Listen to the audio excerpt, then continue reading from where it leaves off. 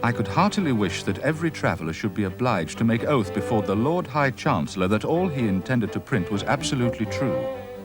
I have therefore imposed on myself a maxim, that I would strictly adhere to the truth, neither indeed can I ever be under the least temptation to vary from it.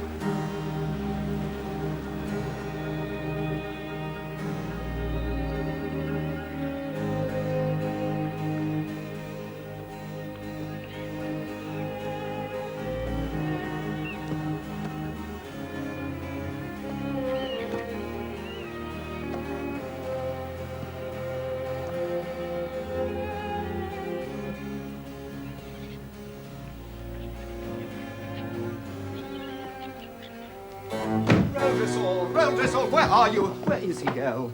In the stables, I think, my lord. I haven't seen him yet today, my lord. Well, find him then. And quickly, girl, quickly. My husband, what's the matter? Well may you ask, madam. What is the matter of a coachman's intent that he's never present when he's needed? It's Roldressel, you see. Have I not said so? Ah, Lord Flimnap. Why, there you are. Where have you been? What have you been doing? No matter. Harness up the gig at once. It's waiting in the door, my lord. I was about to take the air myself. Alone? Well, the countryside's so pretty now, the air's so fresh, now that the storm has passed. I have spoken of this before, madam. The gossips at the court are quick to spot an indiscretion. A wife should govern her conduct at least with a concern for her husband's reputation, if not her own. Oh, husband, you should think, as you could imply. Oh, no, please, please. I had no intention. Please, do not distress yourself, my love. There. There. There. We'll say no more about it. But where have you to go in such a haste? Oh, gracious. I have forgot myself. I am late, madam. It would appear that the coachman of the Lord High Treasurer of Lilliput has no concern that the Lord High Treasurer is late for an Imperial War Council.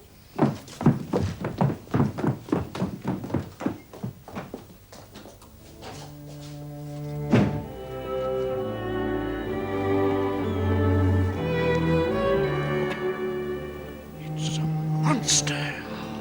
A giant. My lords, I shall be taken before the hour, I surely will. Shall I send for one of the Imperial physicians, ma'am? Is it because I'm nothing but a poor, weak woman that I'm trampled upon before my very eyes? Law, I can feel my heart a-flutter like a robin in a cage. It'll burst, poor sweet, I know it. Nasty mess of feathers, eh? Give me my draught. A nasty mess indeed, Lord Balmouth. The green, you fool, not the pink.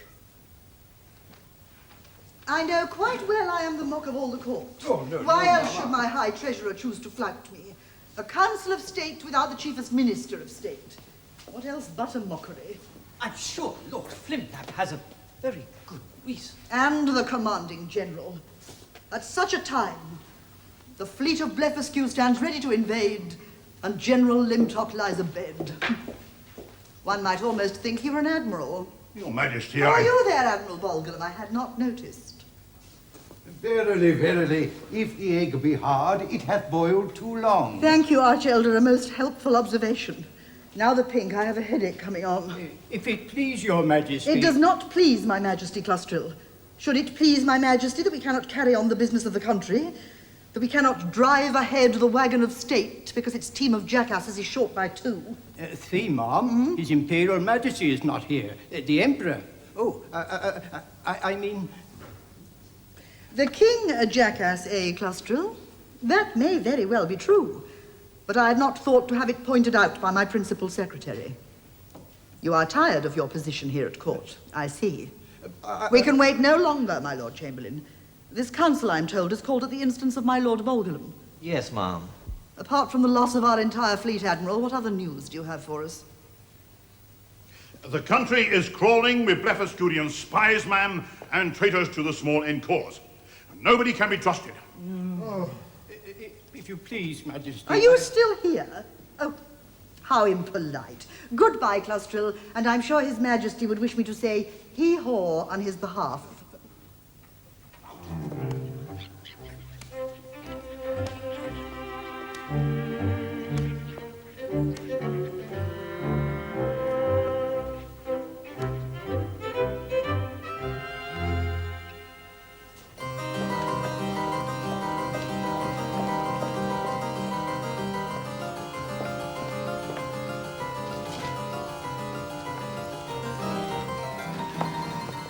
Your Majesty, pray Good pardon morning me. to you, Lord Flimnap.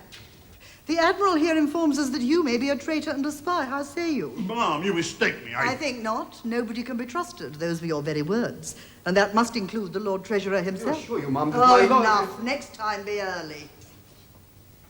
Well, now that the council has been called, we shall have to talk over the Admiral's nonsense, I must suppose. Ma'am, Prithee, proceed. There is a disturbing fact, Your Majesty, which this council has seen fit to ignore, whether deliberately or not. And what is that? Why that? The channel between our own great empire and the island of Blefuscu is of no great width, and indeed, in more tranquil times, the young bloods of both our nations would vie to swim across. And so? And so, swarms of big Indian exiles and Blefuscudian spies have swum the channel in the black of night and burrowed their way into Lilliput's tender body until her fair flesh is a mass of festering sores. Your proof? I have a paper with nigh on half the names of the Imperial Service. All traitors to our cause. Tell me, pray, who writ this paper, my Lord Admiral? Why, I myself, of course, ma'am. I think we've heard this song before. It begins to tire me, sir. But, Your Majesty, Why, General Liptalk, you've decided to join us. How kind. Is it the evasion, man? Well, tell us, man, tell us. Squad! Halt!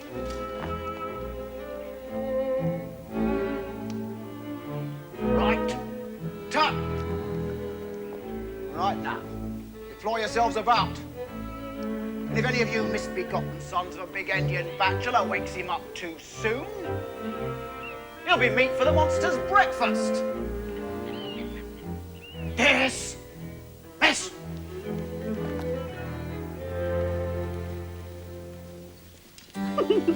Pray you, Lillander, take pity on me. This very morning, the Admiral dismissed his man, poor Dranko, who's been his steward since he was but a post captain, and all for eating scrambled eggs for breakfast. And that proves him a Blefuscudian spy. Oh, to Bolgulum it does. You see spies everywhere. In the kitchens, in the stables, in the gardens. Why, Faith, I do believe he'll look to find a big end spy beneath our very bed ere long. Oh, what would you have me do, sister? You could talk to Flimnap. Through him you're close to the throne itself and save the Admiral from disgrace. He'd not listen. Odds life Fiedel, I've no more influence at the court than Flimnap's dog. You listen to my word on the cut of a gown, the colour of a curtain, the setting of a dinner table, but for the rest, if Lord Bolgulum's disgraced in truth, then so he is. And if he's not, and there's an end of it. Why fret? Let these husbands play their little games and find yourself a pastime, as I have done. Fire upon you, Lillander. A coachman with no more wit than one of his own horses. Why should I go to the shops to buy up more tedious words? A farmer buys a horse. He buys it by its haunches for the work it has to do. And surely, sister dear, you will admit my Reldresal has the prettiest flanks in Lilliput. Lilanda. I am of opinion that no one could save your Admiral. If he is distracted, as you say, it must be for his losing of the Navy to the enemy. 40 ships in as many months. Nay, less, for the war is little more than 3 years old. It is the greatest pity we did not lose the Admiral first. You're unkind, Lilanda. Well, just think of what we've missed. The Emperor's realm secure. And you, a happy widow. That's true, too. Condemned to wifehood. Tell me our crimes that we should be punished thus. Oh, sister dear. Or why should we not progress from bridal gown to widow's weeds as an actor changes costume between the acts? A husband's just a yawning intermission. Would you have us do without them? A universe without them? A manless world? A husband's not a man. Yet they're all the same, husbands or no. Such lack of understanding, such paucity of heart, such little creatures, all of them. I tell you, Fiedel, I swear to you on the Blundercrow, were I to meet a man of real size, great in heart and mind and body, I feel like... Faith, I know not what I'd do.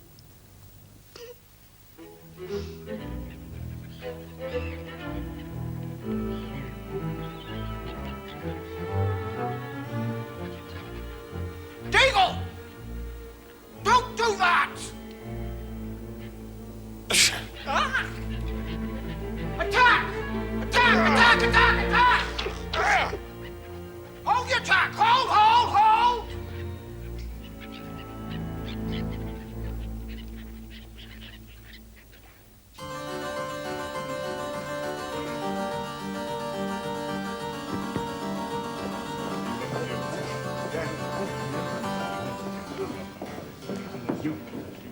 I'd not advise you to struggle further, son. There's a picked band of the fiercest fighting men the Empire can boast of, just a-thirsting to see the colour of monster's innards. Faith, it would be wise to be prudent, then. Wise indeed, master. For were I constrained to kill you, how then could we bury you head downwards, you being a mounted carcass-like? Head downwards? Why so, Faith? If faith indeed, sir. For it is well known that in 11,000 moons the earth turns upside down. So if we're buried downside up, we'll be right to rise up again to heaven. Or else we'll spend eternity a-bouncing on our heads.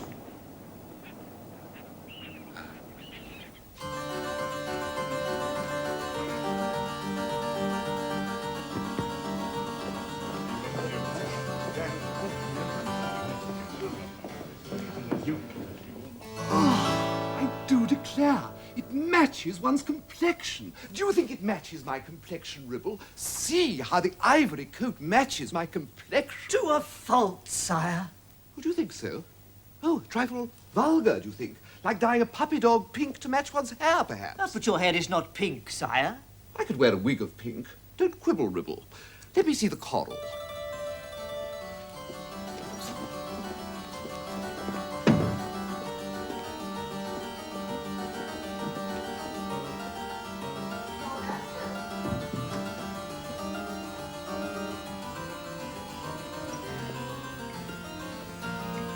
Golbasto, I pray you, give us your attention. Golbasto! Hmm? Or do you think the coral pink? You haven't listened to a word. Tell me again. A prodigy in nature. A giant. On the beach. Wherever can it have come from? It's clear. It swam across the Blefuscudian Channel. Then why did the Navy not stop it? We have no navy, Majesty. Have we, Admiral? I have 29 men of war a building, General, as well you know. The forests are alive with my shipwrights. Then let us hope they remain alive, sir. When the Blefuscudian It is fleet... quite clear that the monster fell from the skies. In the 39th chapter of the Holy Blundercrow, our great prophet Lustrog said, verse 23, "And lo, I saw a mountain descend from heaven, and at each corner 3 angels with wings of brass. My head is spinning. Angels, you say? Were angels then contained in your report, General, with brazen wings? No, Majesty. Nor no demons, nor ghosties, or goblins, or little blue fairies either. It's clear to me. It was sent from Blefuscu to spy on us. So there you have it. Husband, what action do you propose? I'll try the pink again. If I survive this day...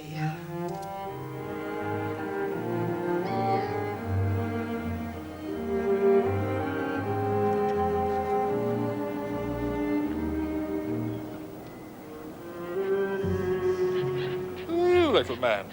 Now then, Master. That's no way to speak to His Excellency. His Excellency?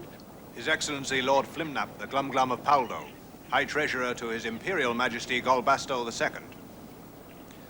By the authority vested in me by the Grand Council of Empire, I hereby claim this creature, this territory, this man-mountain, in perpetuity for His Imperial Majesty the Emperor Golbasto of Lilliput. Hooray! I'm no territory, sir. Just a poor mariner. Ship's surgeon to the Antelope, Master Captain William Pritchard, out of London, bound for the East Indies. Lemuel Gulliver's my name, sir. At your service. You claim you came here in a ship, with companions? Claim, sir, that's the whole matter of it. You are condemned as a liar out of your own lips, Master Gulliver, for no tree could be so massive as to furnish the timbers for such a ship. And where, then, are your shipmates? All lost, I fear, in the tempest. And as for being a liar, sir, I might demand satisfaction for such a word. The duel? Impossible. I'm a glum fellow. The difference in our rank must disallow the thought, leave alone the act. I humbly beg your pardon, my lord Glum. However, pray tell me, would the difference in our rank preclude my crushing you as I might a gnat? You've already felt the sharpness of our arrows, Master. Beware lest the might of the Imperial Army be loosed upon you. Oh, my dear Sergeant. Could you crush a swarm of gnats? A score of arrows in each eye would not kill you, certainly, but it might cause you a trifle of inconvenience, a touch of blindness, maybe? I've no desire to quarrel, Excellency. I shall carry through your wishes in all respects. And well it is, sir, for you must know that the whole world is at war. To enter or to leave the country without pass or license merits death. The Imperial Council will decide your fate. Until then, you will remain a prisoner. So be it then. One thing. Hmm? A drink, my lord. I've swallowed a gallon or two of ocean. My throat's as rough as a joiner's rasp. What do we do with this monster? Shoot it where it lies, or bring it here to Mildendu. Put it to the question, and then destroy it. But if its body is indeed so large, exceeding ours in proportion of 12 to 1, you said? Why, then that means that it must weigh, let me see, 12 12s are,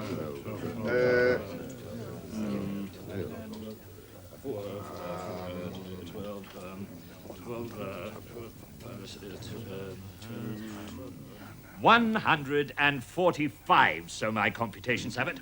Less, 142, 3 at the most. 145. 143. 45. 43. 43.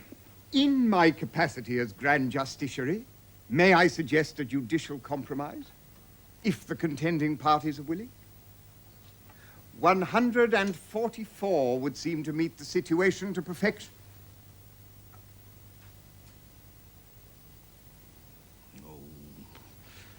Very well, then. Well, then, 144 multiplied by 12. If only Flimnap were here.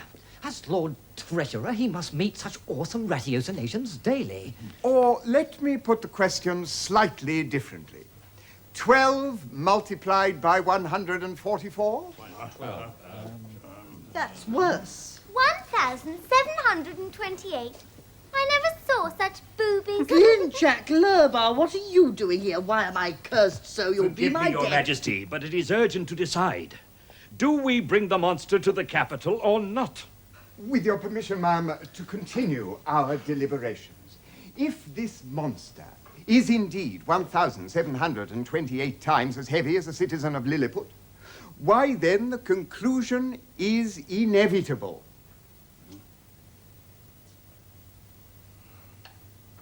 He's too heavy to move. Precisely. Your Majesty. And shall the very egg be crushed by the weight of the mountain? Lo, Do be if quiet, Archelder. Your Majesty. What is it now, Admiral? Quite a match, I think. A certain peach-like quality in the skin, the softness of true thistledown, not to be found in even the finest silk. Well, Your Majesty, the Imperial Navy has an engine, a great carriage, which we use to carry the newly built ships from the woods to the sea. Now, may I suggest It has that we... already been commandeered by my sappers, Lord Bolgolam. What? thanks be to Lustrog that we have an army, my Lord Admiral. Then it only remains for the decision to be made. And according to ancient custom and the constitution of our beloved country, when the security of the realm is in the balance, such a decision can only be made by His Imperial Majesty, the Emperor himself. Well, Golbasto? Make a decision. Oh, Lord, must I? You must. Couldn't we all have a cup of hot chocolate and talk it over? You must decide now. Ah, very well. If I must, I must. The coral, then. Golbasto, are we to bring this monster to our capital? Why not? It might amuse us for an hour or so. Lord Flimnap! Ah, my Lord Chamberlain, good day to you. Here's a fine to-do, is it not? I bring you the decision of the council, my lord. How's this? The decision of the council in the absence of the First Minister. The Queen commanded it, and His Grace has signed the order. General Limpock and Admiral Bolgolam are on their way to the forest to see to the carriage. In the same coach? I believe so. Spitting and scratching at each other like two cats in a bag, no doubt. Oh, very good, very good. Is this the sleepy potion? Will that amount suffice? Prepared by the royal apothecary himself. 'Twill close his eyes in seconds. Sergeant? Sir? Stay your hand a moment.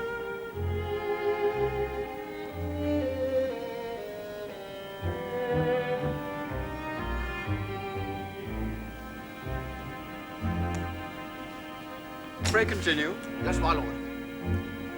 Master Mountain, sir! Your wine's awaiting! Ah.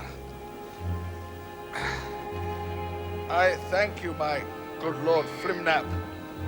I drink to your health, sir, and to my liberty.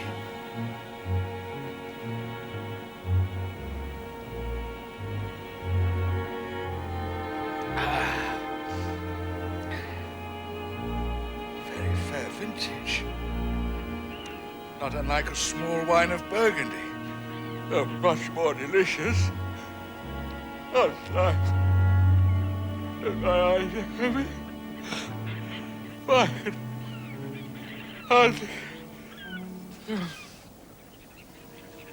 And thus is the monster tamed. The time I spent in Lilliput was the happiest and the saddest of my life. And I must avow, had I but known the dangers I was now approaching, I doubt I would have submitted with such complaisance to the importunities of that strange people.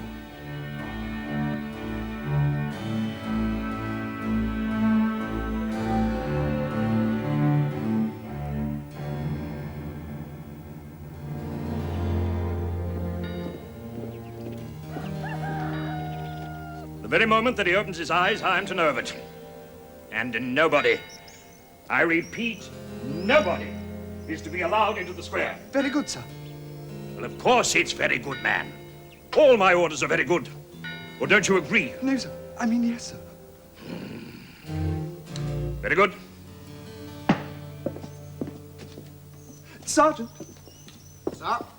The very moment that he opens his eyes, I am to know of it. And nobody, I repeat, nobody, is to be allowed into the square. Very good, sir. Ah, yes. Carry on.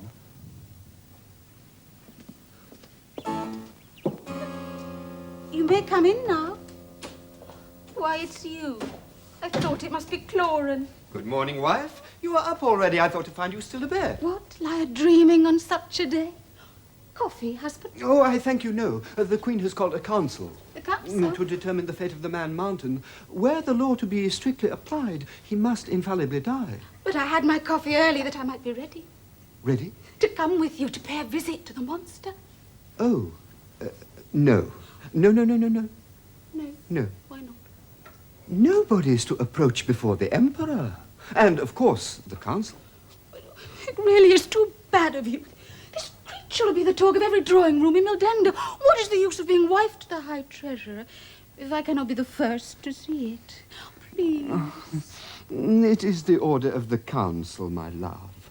The square has been emptied, all the houses cleared. All common sorts of people are forbidden for fear of civil riot.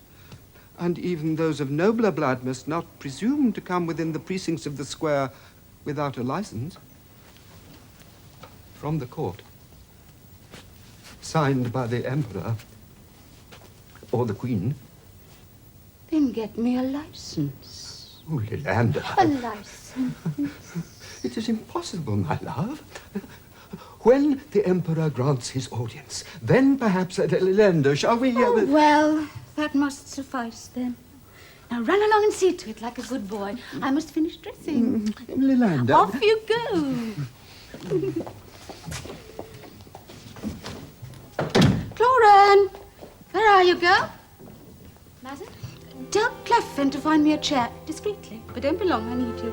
You're going out? If anybody asks, you know. So I'm resting and may not be disturbed. Yes, madam.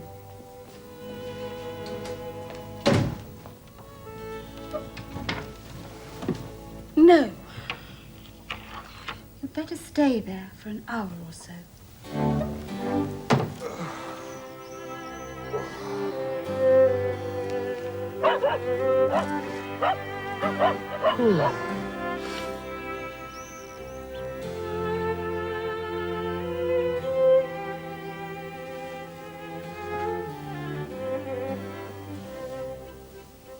Bless my soul. You there. Report to the captain he's awakened. Quickly now. Welcome back to life, good Master Mountain.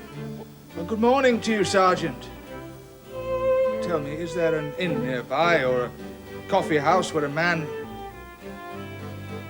or a mountain, for the matter of that, could find some meat? Do they have good beef on the moon, sir? For that's what they say your home must be. It seems as far away, and my last meal a lifetime since. Beef, mutton, cabbage, 100 loaves or so, and fruits of divers sorts. Would that furnish a mountain's breakfast? It's on its way. The General ordered it, by order of Lord Flimnap, by order of Her Majesty, by order of the King. Or so the captain said. Faith, a well-ordered meal. Were I in the finest eating house in Wapping, for that is where I live, I could not have ordered better. Is Wapping on the moon, sir? No. No. Pass. You pass. Aye. Aye. So I am to decide. As is the common practice of this council, I am to do everything myself again. Maid of all work, cook general to the household of state. You'll have me on my knees scrubbing the palace floors next, I'll warrant. Faith, am I to chop this creature's head off with my own bare hands? The precise point on which I stick. How could we destroy a phenomenon of such unnatural size? Simplicity itself, my lord. Deal with it as you would deal with any other spy. Shoot him. Or prick him with a darning needle, which would doubtless serve as well. Starve him to death. That surely is the answer. For if we do not, he will cause a famine that'll starve us all. Have you considered, sir, the disposal of so large a carcass? Before you have it buried, the stench of it must, I apprehend, produce a plague in the metropolis, if not throughout the kingdom, which will lay us all beside him. In the brightness of the day lieth darkness, yea, and the light cometh in the evening.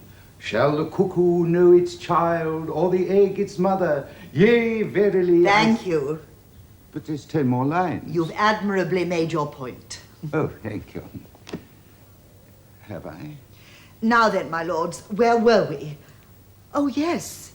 Shall we destroy this monster?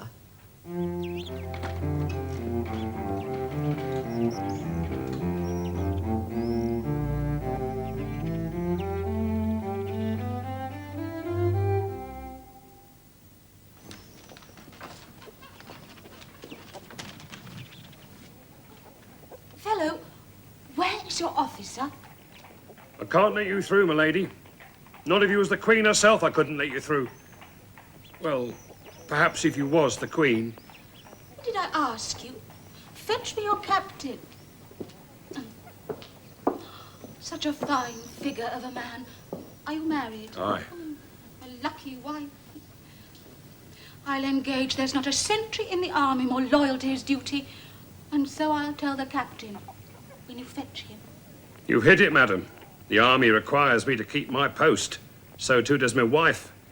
She has a curious notion not to see me hanged.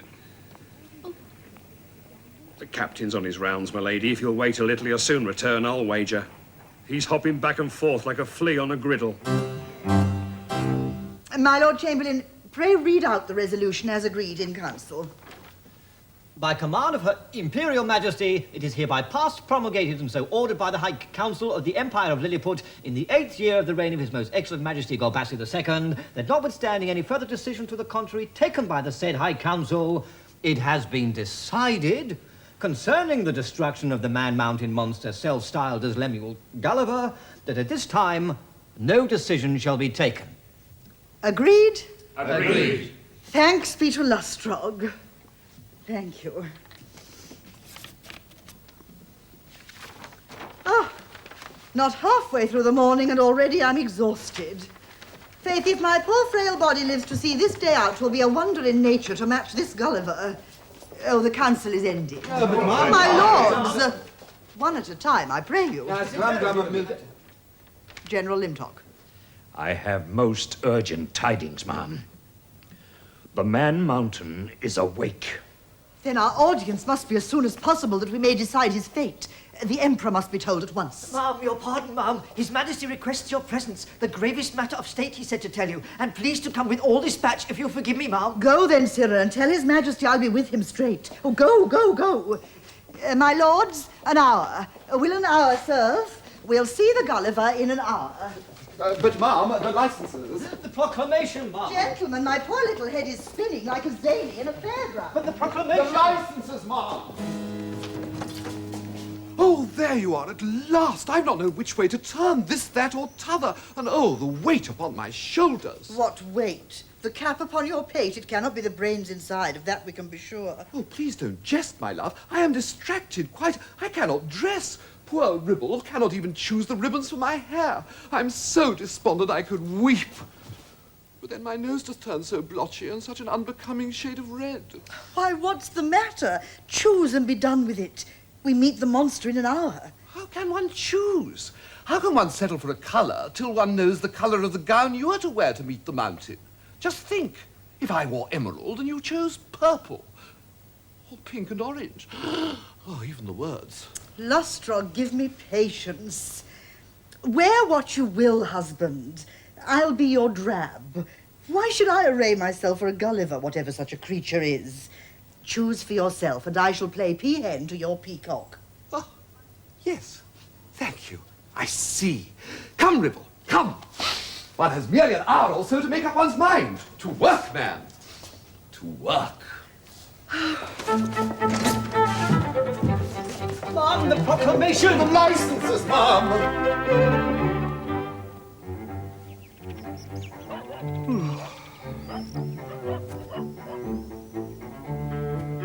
Keep back! Keep back! Now what's here? Oh! Back! Back, I say! In the name of the Emperor, back!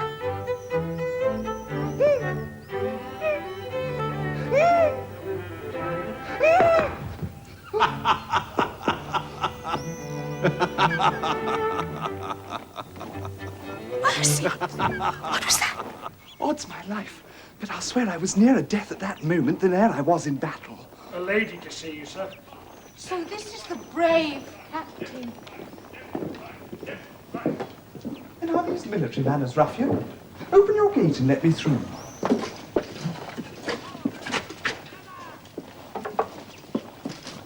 Your humble servant. Surely. Yes, it is. It's Lady Marcy's boy.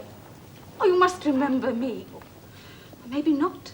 It must be half a dozen years since your sister's ball, and you the schoolboy home for the winter feast. Oh, so shy you were. Stessler, isn't it? It's Lady Flimnap. Why, yes, of course. And how may I best serve you? My only wish in life is to see this monstrous creature. Oh, Lord. Out of the question, quite. Such a sweet, shy hobbledehoy it wasn't. Now a captain. Oh, please, dear Stessler, surely you could look the other way. I dearly wish I... No, no, no, on no account, my lady. Have you fought in many battles? Oh, you could turn your back, perhaps. To tell the truth, not a one. My father purchased my commission but a month ago. It's no use asking more, my lady. I cannot do it. Do you remember the little kiss I gave you? And how you blushed? Oh, I promise not to tell. Please, my lady, please. I wonder if you'd blush as much today. Come closer. Madam. Oh, would you deny a lady's fancy? Surely the army's more gallant than that. Oh, come here, I say.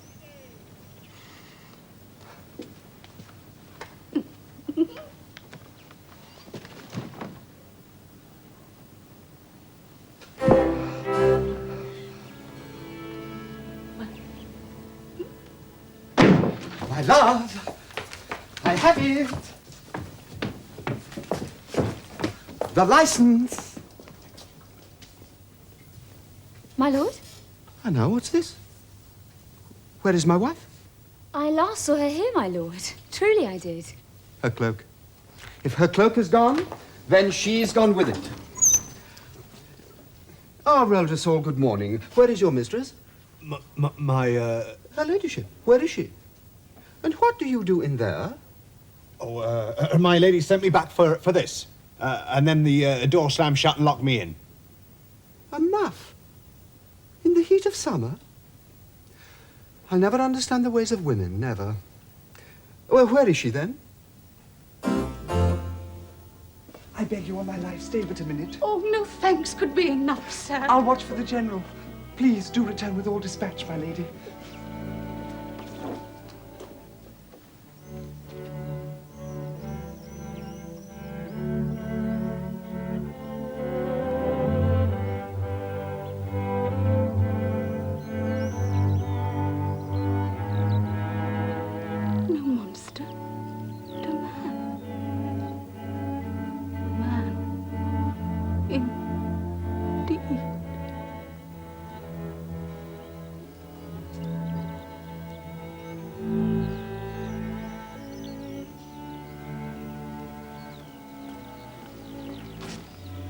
Begun to think there was but one species of mankind in Lilliput. Good morning, madam. Your servant, sir?